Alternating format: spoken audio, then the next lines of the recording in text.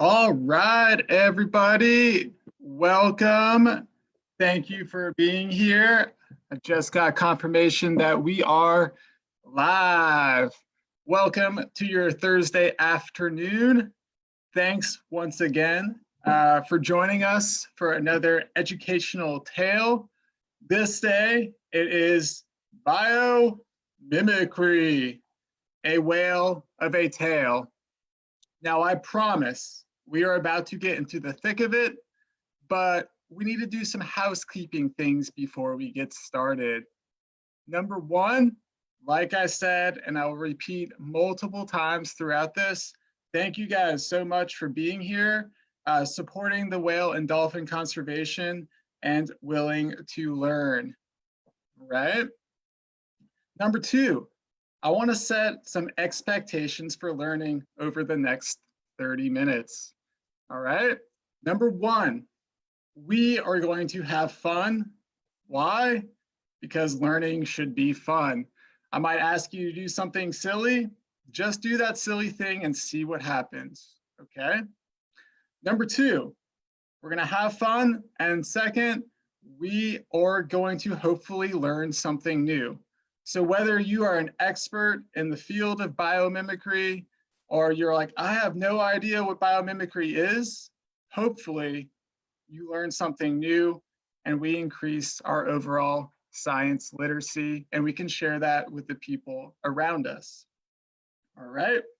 And number three, there are going to be multiple times during this presentation where I'm going to ask you to share your comments. Tell us what you're thinking.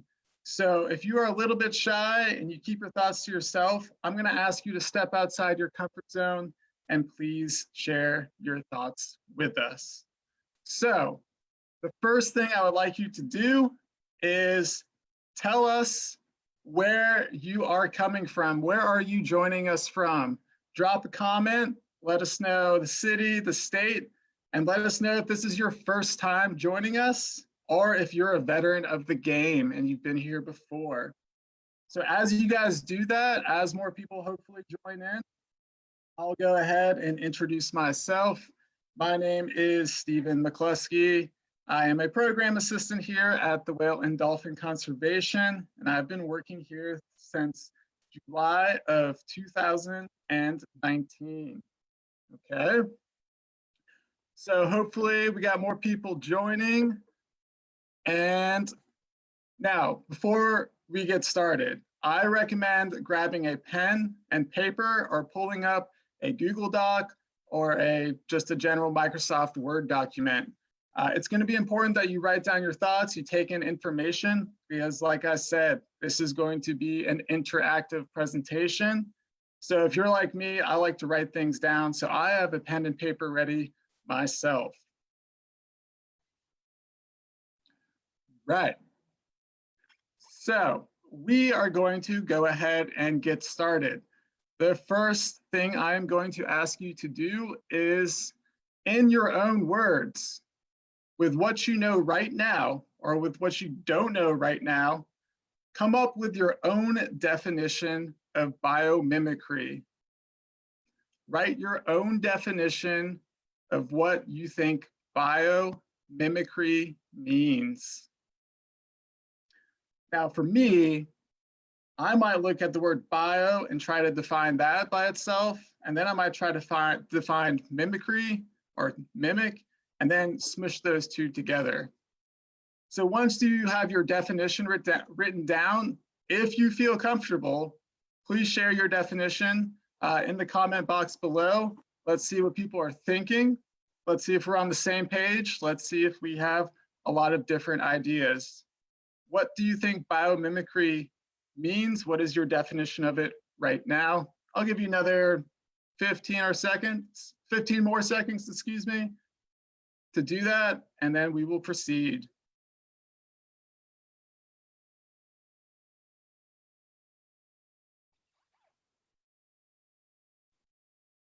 All right, everybody feeling good? Thumbs up, high fives. All right, here we go.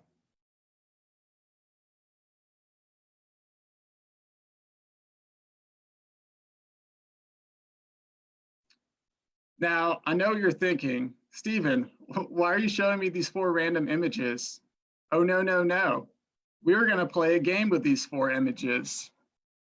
This is an observation game. It's also going to ask you to access previous knowledge. So on the screen right now, there are 4 different pictures. What I would like you to do is write down all the different similarities you see between these 4 pictures or what you know about them. So what do these 4 different pictures all have in common? More so the objects you see in the pictures. So not what only 2 of them have in common, what do all 4 of them have in common? Now, a technique that might help is if you start to list the differences, you start to eliminate what they don't have in common. That might help you out, but what we're looking for is, what do they have in common? What is the similarity? If you feel comfortable, once again, I'm going to encourage you to share your thoughts. There is no wrong answer as long as you are giving it your best effort. Take about another 10 or 15 seconds. Try to figure it out. This is a tough one, especially the building.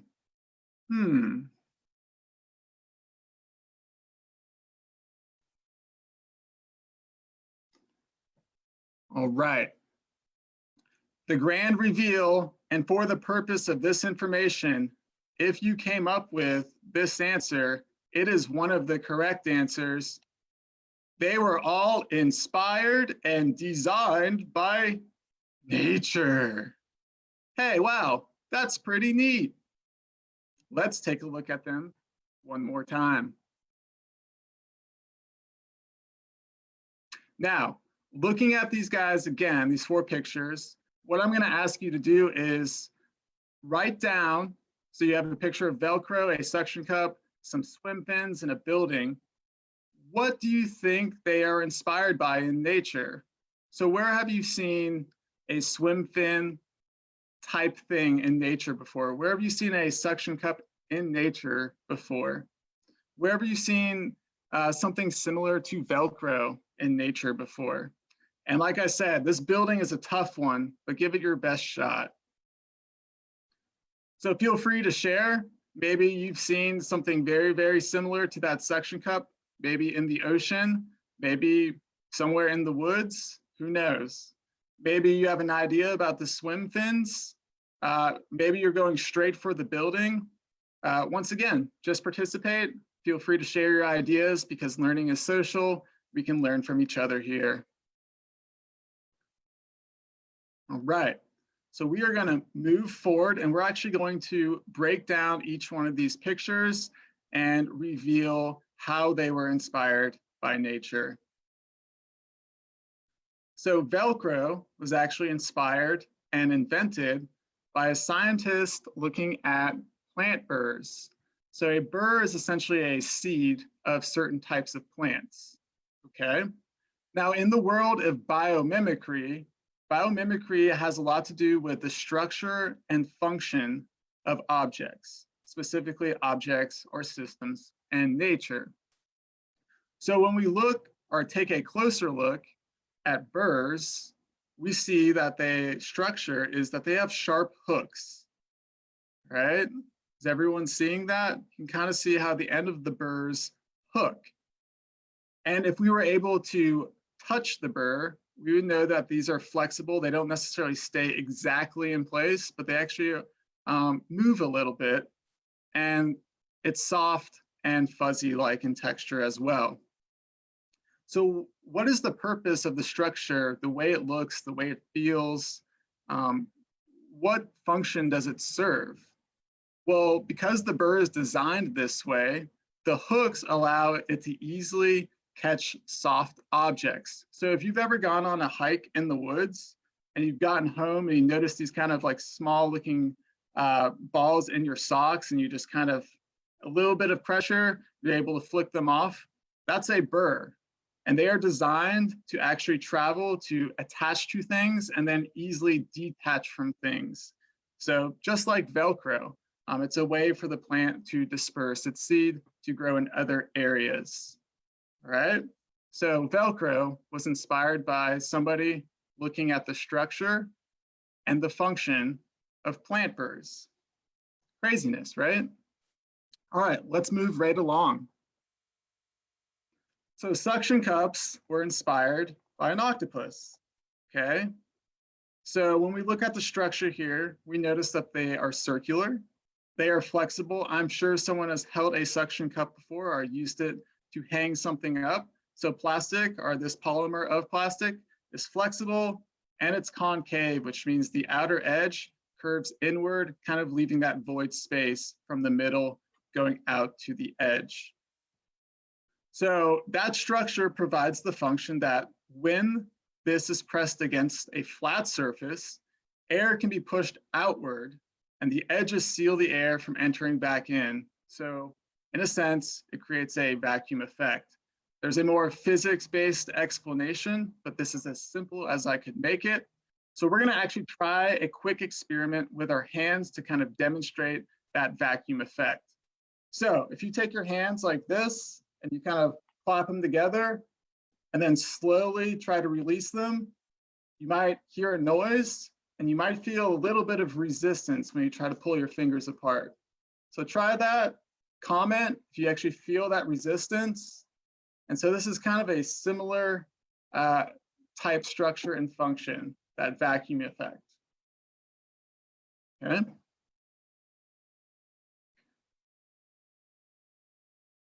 Swimming fins were inspired by aquatic animals. Now, I arbitrarily just picked a picture of a duck feet, or picture of a duck's foot or feet. Excuse me there, but essentially fins were inspired by various aquatic animals. So looking at the structure of our aquatic friends, flippers or fins or feet, they are rough yet flexible. And they are webbed, which means there's no void space. You can also see that in the swim fin on the bottom of your screen before. There's no open space from one side of the fin to the other. So being rough yet flexible and being webbed provides the function that when in water, they can bend forward and backward. And so this reduces drag. And then the web structure actually increases the surface area, comparatively speaking, to if they were not webbed, and that helps them generate more power. So we're seeing this pattern that certain structures provide certain functions, and there's a purpose behind the structures and where they're placed and how they're designed. We can also see that how these man-made objects are inspired from nature. All right, now the last one was tough. And it's a little bit of a distorted image, but hopefully you can see what I'm talking about here. This building was actually designed by a termite mound, okay? So if you look at the termite mound closer, there's a lot of there's a lot of holes or porous space near the base. Now, as you work your way up, the termite mound gets narrower, but there's also an opening at the top, kind of like a chimney. So the structure provides this function. The base openings allow cool air to enter. So remember, cold air is heavier than hot air, so having holes near the bottom of the termite mound allows cold air to enter, and then it pushes the warm air out. And so this creates a natural and more stable air circulation. So architects are looking at this and designing buildings to reduce the energy input from air conditioning and heating. And if you can create a more natural flow, you save a lot more energy and it's a lot more sustainable. All right, so we went through those 4 examples that we started with. So hopefully we're building this idea that biomimicry is a system or an object that is man-made and it's inspired from nature, looking at an object or looking at a system in nature. It has a lot to do with the structures and functions that we are finding. Shall we further our learning and do a hands-on biomimicry experiment together? Let's see what the owl has to say. Hoot, yes. All right. At this moment in time, to further our learning, to get a little bit more familiar with structure and function, it's kind of this thing that we keep coming back to in terms of biomimicry. We're going to do an experiment together. It's really quick, I promise. So what I would like you to do right now is take your hands and have your fingers apart like so there's space in between your fingers. Next, you're going to put it up against your good ear, and you're just going to wave it like this. And if you have the TV or radio on in the background, I'm going to encourage you to turn those off, and I just want you to listen to this sound. So once again, our fingers are spread apart, there's open space in between, and we're just going to listen.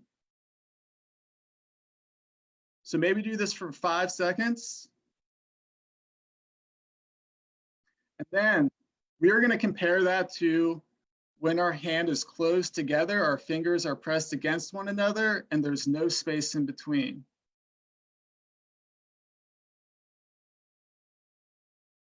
And you can go back and forth.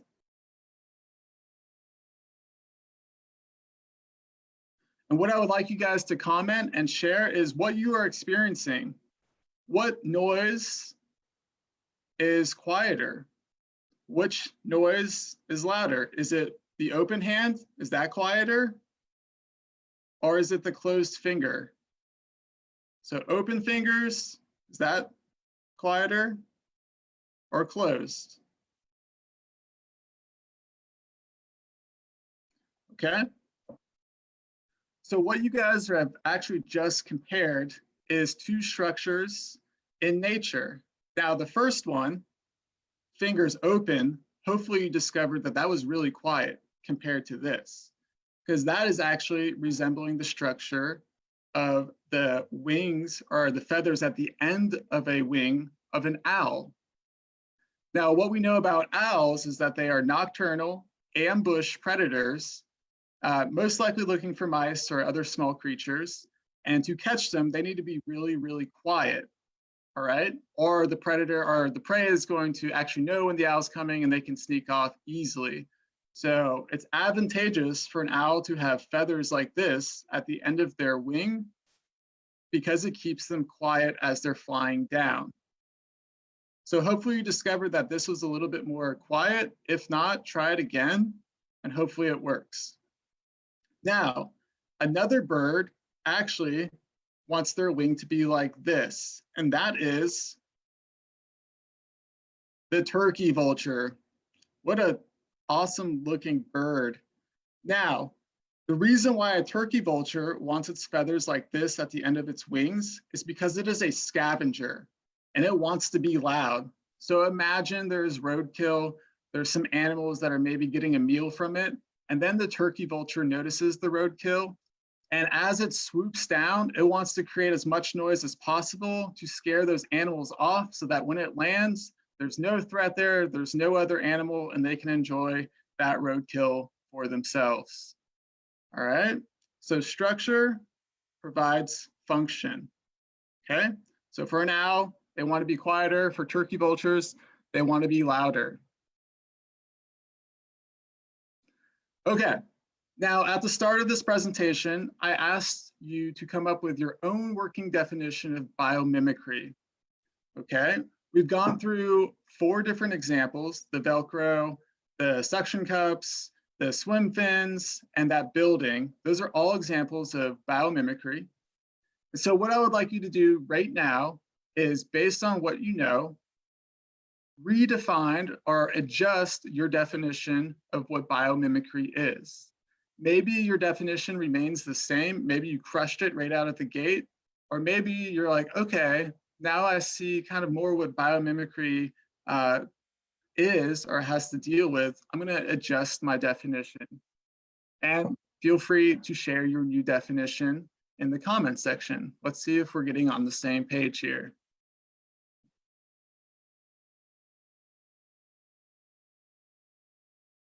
All right, so this is my working definition, and it's not the one-all be-all definition, but it works for me. Biomimicry is essentially an engineered product or system based on the structure and function of maybe there's a typo there, of a natural biological element or system. Okay, so we're looking to nature to create a product that will hopefully and really benefits us as humans. And just to give you some reference, structure is the physical makeup of something, the way it looks, feels, or is arranged. So it has to do with maybe pattern of something as well. And then the function is the purpose or effect of the structure, how or what it is used for. So hopefully this is coming all together a little bit now: biomimicry, structure, and function. Now, we haven't talked about whales yet, and I realize that, but we're getting there. So this is an illustration of a humpback whale. There's a lot of different body parts labeled here, and what I would like you to do is focus in on one of these structures, one of the labeled structures, and I want you to share with us what is the function of that structure. So once again, I want you to pick one of the labeled body parts of this humpback whale, one of the structures, and tell us what is the function of that structure. Why is it there? What is it used for? What purpose does it serve? So feel free to share that in the comments. I'll give you maybe 10, 20 seconds. We're all potentially picking different things here. So no matter what you pick, it is your choice. You have the autonomy.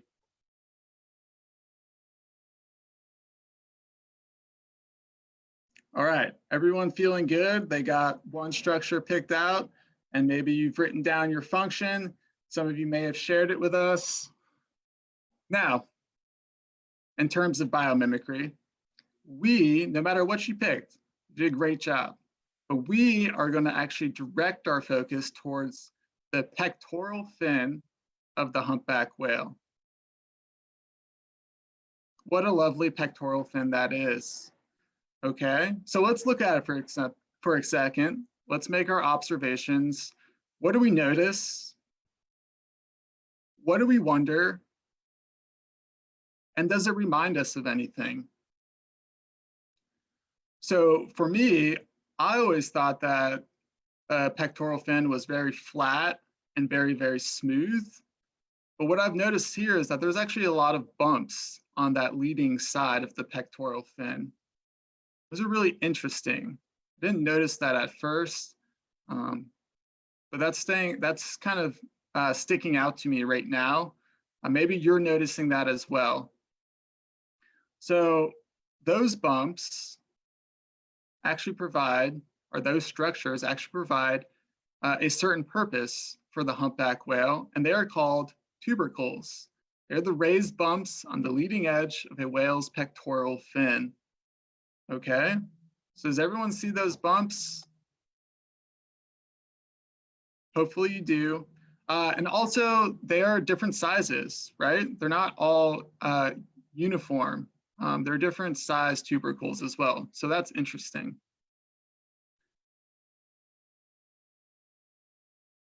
So let's break down the structure and function of the pectoral fin, but more so looking at those tubercles because they are very, very important. So the structure of the fin, the leading edge of the fin is bumpy with those tubercles, the tubercle effect. Now the fin is relatively long as well. It can reach up to 1/3 of the body length of the humpback whale. So from what I've read, these fins can reach up to 15 feet in length, and they are the largest appendage of any animal on Earth. Now, what is the function of all this? Well, those tubercles actually help the whale become more agile in the water and grip the water more tightly. So it allows the whale to turn at various angles that other animals can't. Also, if you've seen that insurance commercial where the humpback is jumping out of the water, or you've gone on a whale watch and you've seen a whale breach fully out of the water, it is partly due to these tubercles. They actually support lift, okay? As well as reduce drag and prevents stalls. And with certain whale feeding behavior, like bubble net feeding, it allows them to create that tight net of bubbles as well. So this animal can be 60 feet long, but it can turn and only leave a 5-foot radius of bubbles, or excuse me, diameter of bubbles. So it can turn really tight, and scientists and engineers believe that it has to do with these tubercles. So those bumpy, that bumpy surface of the whale's pectoral fin. So the question becomes, in the sense of biomimicry, how can the structure and function of a humpback's pectoral fin be used in the world of biomimicry? So what industry could look at the function of this tubercle-based pectoral fin, and how could they utilize that, come up with an invention or improve upon an invention that already exists? So take a moment, comment, how can we use a whale's pectoral fin based on what we know now to make a product or to improve upon a product that already exists? Feel free to comment. If you don't know, that's okay. We are learning together as a community, right? Okay, well, this is actually happening. So let's take a look at what scientists and engineers are doing looking at these tubercles. What? Did anyone guess a wind turbine? I sure didn't. Actually, I did because I made this PowerPoint, but I did not know this a couple months ago. And so this actually really surprised me. Now, if you look closely at the blades of your traditional wind turbine on the left here, you notice that they're pretty flat and there's no bumps on them. However, there's this company called Whale Power, based out of Canada, that are making turbine blades based on a whale's pectoral fin, and that blade is resembled in the bottom right, figure 14. Everyone see that? So instead of flat blades with no bumps, this company is like, well, what if we replace those flat turbine blades with blades based on the whale's pectoral fin? So like I said, that company is called Whale Power, and this is what they've discovered through their tests so far, that these tubercle-based turbine blades can increase energy production of wind farms by up to 20%. I'll say that one more time. Compared to traditional turbines, wind turbines, a whale-based pectoral fin turbine can increase energy production of wind farms by up to 20%. So we can break that down even further. In one study, it was found that the tubercle turbine blade can generate the same amount of power at a wind speed of 10 miles per hour that a conventional turbine blade generates at 17 miles per hour. So essentially, our whale turbine can harness more energy at with less wind. That's pretty crazy. Also, with these whale turbines, the material, so the wear and tear, is reduced by 6 to 8% compared to your conventional turbine. This translates to less maintenance and also an increased lifespan of the turbine itself. So a traditional turbine can last anywhere between 15 to 20 years, but if we were to then replace the conventional turbine with the whale turbine, we could get 20 to 25, 26 years out of these. So less money, more efficient, and generating more power with less wind. And these tubercle turbines, these whale turbines, are quieter by at least 2 decibels. So I'm not an expert on what the sound difference is of 2 decibels, but the point remains that they are quieter. If you are walking by a wind turbine or you can hear them from where you live, maybe that is a little bit annoying, but if you're to replace your conventional turbine with a whale tubercle turbine, they're going to be quieter. Pretty crazy, right? So that's a lot of information to digest. There's a lot of physics that go into this, a lot of engineering, but this is actually a real world application that a company is taking upon itself. And it's all based on the tubercles on a humpback's pectoral fin. Oh my goodness. It's crazy, right? So, in conclusion, what does it all mean? And why is biomimicry important? So think about that for a second. Why is biomimicry important? Why are people spending so much time and resources to explore these different ideas that are inspired by nature?